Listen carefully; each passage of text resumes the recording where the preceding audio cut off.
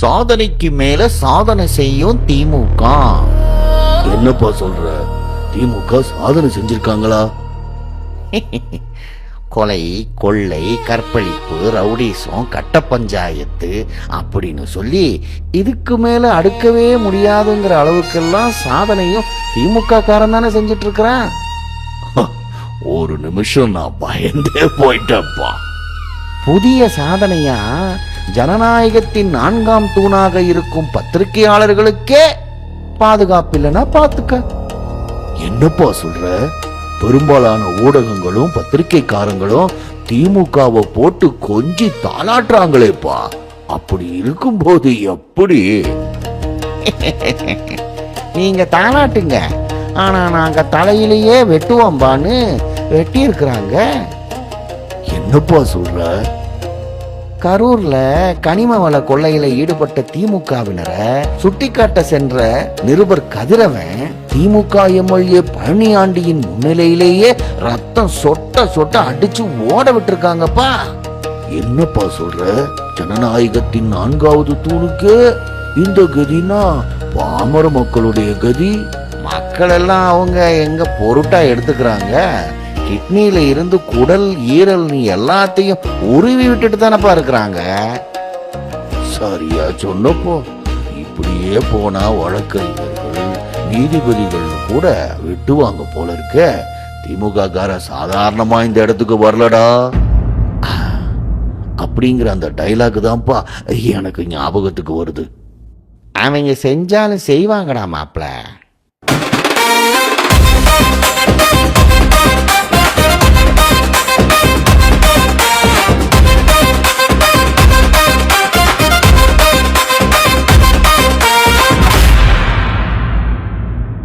அவங்க செய்யறதுக்கு முன்னாடி நீங்க அவங்கள செய்யுங்க.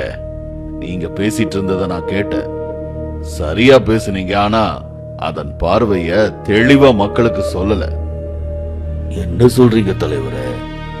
சொல்றேன். கரூர் பத்திரிகையாளரை கொடூரமா தாக்கிய சம்பவம் எம்எல்ஏ பழனியாண்டி கண் முன்னாடியே நடந்திருக்கு. இதுல ட்விஸ்ட் என்ன தெரியுமா? இந்த செய்திய எந்த ஒரு சோ கால்டு ஜேர்னலிசமும் வாயை திறக்கல. பலமா அறிவாலயம் இவங்க கதவை அடைச்சு வச்சிருக்கு.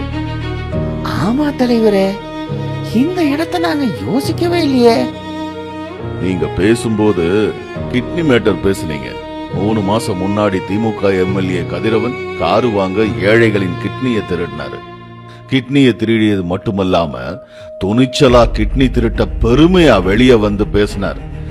இவங்களோட லட்சணத்தை பாத்தீங்களா? மக்களே, யார பத்தியும் கவலை இல்லை. எவனையாவது போட்டு தள்ளியாவது நான் வாழணும் அப்படிங்கிற பிறவிதான் திமுக பிறவி. 1.0 மக்கள் கதறிட்டு இருக்கிறாங்க. 2.0ல இவர் அப்படியே கிழிச்சு தள்ளிடுவாரு. தலைவரே, ஒரு வார்த்தை சொன்னாலும் திருவாசகம் மாதிரி சொன்னப்போ. ஆனா இந்த 5 வருஷத்துல இந்த திமுக ரவுடிகளின் ஆட்சியினால மக்கள் தினம் தினம் அச்சத்துல வாழ்ந்துட்டு இருக்கிறாங்க. பிரகாஷ், நந்தன அரசு கல்லூரி வளாகத்திலேயே பெண் ஊழியர் கூட்டு பாலியல் வன்கொடுமைக்கு உள்ளாக்கப்பட்ட செய்தி பாத்தீங்களா? ஆமா. அப்புறம் ஏன் பேசாம இருக்கீங்க? தலைவரே, மறதி. அதுதான் நம்ம மக்களுக்கு தேசிய வியாதி ஆச்சு. திராவிட மாடல் ஆட்சியில பெண்களுக்கும் மாணவர்களுக்கும் பாதுகாப்பு இல்ல. ஆனா பொம்மை பெண்கள் மாநாடு நடத்துவாரு. யாருக்காக பெண்கள் மாநாடு? எதற்காக பெண்கள் மாநாடு? எல்லாம் ஒரு விளம்பரத்துக்காகத்தான் தலைவரே. மக்களாகிய நீங்க இதெல்லாம் தெளிவா கவனிக்கணும். மத்த மாநிலம் எல்லாம் காரி மூஞ்சில துப்புற அளவுக்கு சட்ட ஒழுங்கு பாதுகாக்கப்படாம வச்சிட்டு இருக்காங்க. அதுல இந்த வட மாநில தம்பதிகள் உட்பட 2 வயசு குழந்தை குடும்பமே படுகொலை செய்யப்பட்ட செய்தி. தமிழ்நாட்டில் இருக்கிற ஒவ்வொரு வீட்லயும் இந்த செய்தி பதப்பதைக்க வச்சது. ஆனா பொம்மை முதல்வரோ நோ கமெண்ட்ஸ். அத பத்தி எந்த ஒரு கருத்தும் சொல்லல. குற்றவாளிகளை கண்டுபிடிச்சு எந்த ஒரு தீவிரமும் காட்டல. இப்படி இருக்கிற ஒரு முதல்வர் நம்ம நாட்டுக்கு தேவையா? குற்றவாளிகளுக்கான ஆட்சியை நடத்துறாரா பொம்மை? வட மாநிலமே தமிழ்நாட்டை பார்த்து 5 அளவுக்கு சட்ட ஒழுங்கு பாதுகாப்பு இல்லாம இருக்கு. ஆனா மத்தவங்களை பார்த்து சூடு போட்டுக்கிற மாதிரி இவரும் மத்தவங்க மாதிரி ரேம்ப் வாக் போயிட்டு இருக்கிறாரு. விளம்பரம் தேடுறதுல எந்த குறையும் வைக்கல பொம்மை.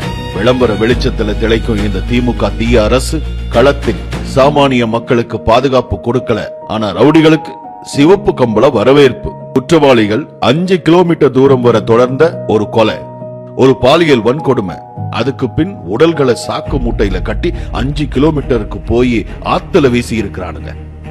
இந்த நீண்ட தூர பயணத்துல ஒரு போலீஸ் செக் போஸ்ட் கூடவா இல்ல? காவல்துறைய முடக்கி போட்டிருக்குதா இந்த விடியல் அரசு?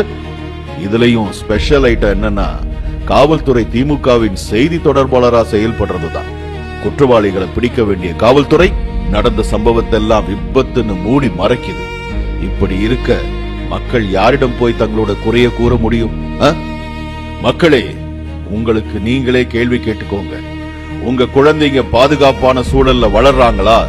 பெண்களுக்கு பாதுகாப்பு இருக்கா? வீட்டுல இருக்கிற முதியோர்கள் பாதுகாப்பாக இருக்காங்களா? இந்த கேள்வியெல்லாம் உங்க மனசுல வச்சுக்கிட்டு அதுக்கான பதிலோட போய் 2026 தேர்தல்ல வாக்களிங்க. இந்த ரவுடி திமுக அரசுக்கு முற்றுப்புள்ளி வைங்க.